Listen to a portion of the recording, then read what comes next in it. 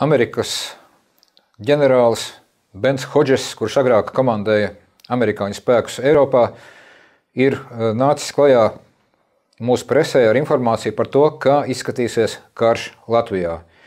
Ģenerālleitnants prognozē, ka uzbrukošā puse tātad veiks aviācijas triecienus, intensīvus raķešu triecienus, un šajā gadījumā nav pamata apšaubīt šā te augsta ranga amerikāņu virsnieka ģenerāļa prognozes. Un faktiski mums būtu, ko mēs esam sākuši darīt Latvijā, domāt par to, kā tiks ierīkotas patvērtnes, kur tās atrodas.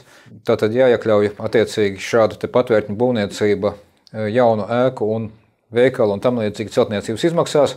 Un mēs redzam, ka tā vai citādi valdība turpina attīstīt kara stratēģiju, kas ir ļoti dārga. Mēs dodam milzīgu naudu prom uz Ukrainu, bet pilnīgi mums pietrūkst miera stratēģijas, par kuru starp citu runā Ungārijas premjerministrs Viktors Orbāns, jo tieši miera stratēģija būtu gan lētāka, gan gudrāka izēja no tām problēmām, kuras pašlaik ir radījušas iepriekšējās valdības ar savu provocējošo darbību, ar dažādām atšķirīgām darbībām no Ungārijas pozitīvā piemēra, dažādām pārmērībām sankciju ieviešanā, kuras, kā redzam, no Ungārijas varēja arī neieviest tik lielā apmērā vai ieviest gudrāk.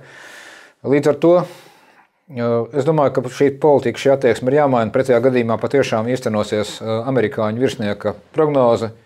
Pie tam tas nav parasts virsnieks, tas, kā jūs teicat, ir ģenerālleitnants, Amerikas spēku komandieris Eiropā, kurš prognozēja, ka Latvija var saņemt intensīvus aviācijas un raķešu triecienus.